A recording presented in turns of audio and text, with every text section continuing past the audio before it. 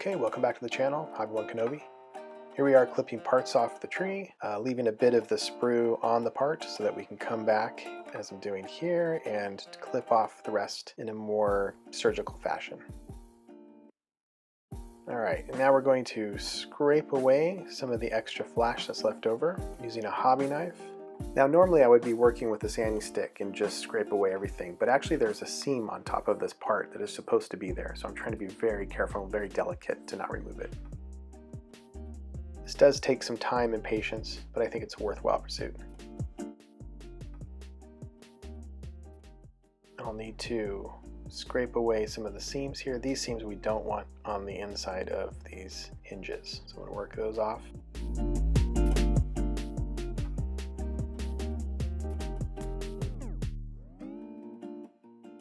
Okay, now we have these hinges that attach to the back of the vehicle and therefore the engine doors. And I'm clipping off, there's a tab here that they've provided for me to set inside of a hole, but I'm going to clip that off because we're not going to use it. What I'd rather do at this point is put the hinges on at the same time as I put the doors on.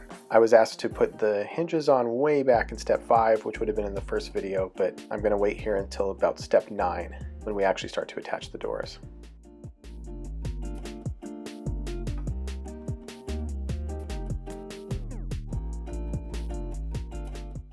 Again, the doors would not be attached until step 9, until both halves of the hull have been attached. And so this way, if I wait on the hinges, then I'll be able to make sure that they're true and aligned well.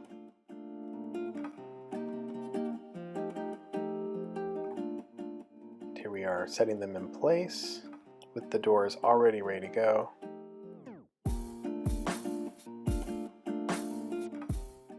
Okay, now we're making sure that the door is in the correct position. And I'm going to place the other one.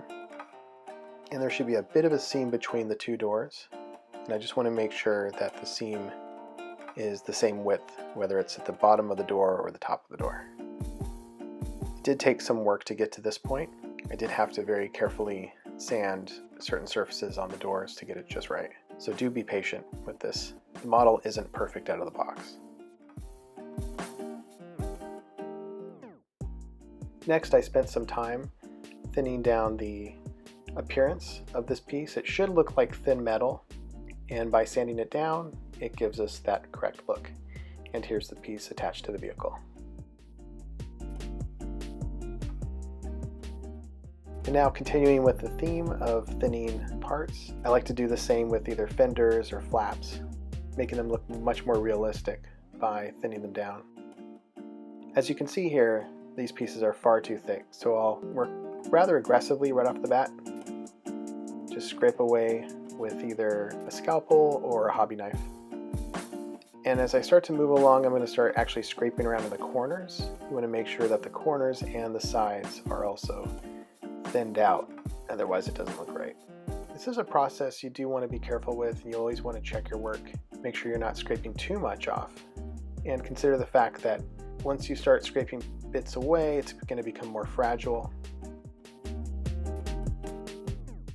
Here I am working with the sanding stick and continuing to scrape away with the hobby knife.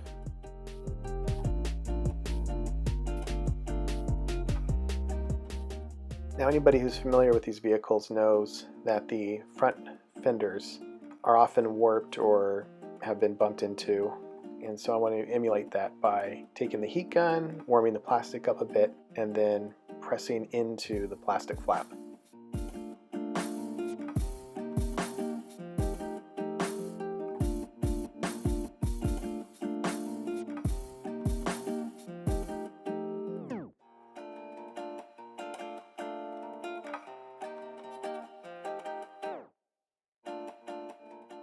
So after checking my references, I realized that there's a structure here that shouldn't be there. And so I decided I was going to scrape this away.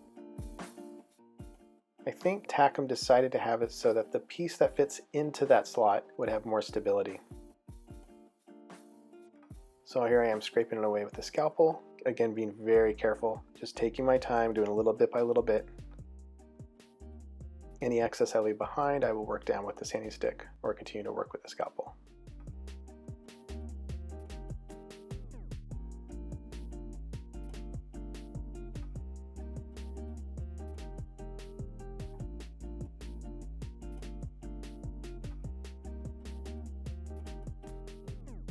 Here we are scraping it away.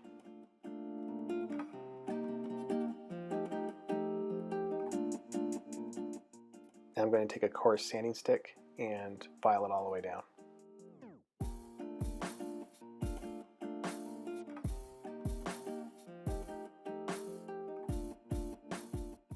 Here's the thin fenders, and I'm showing you side-by-side comparisons between the original and the thinned out version.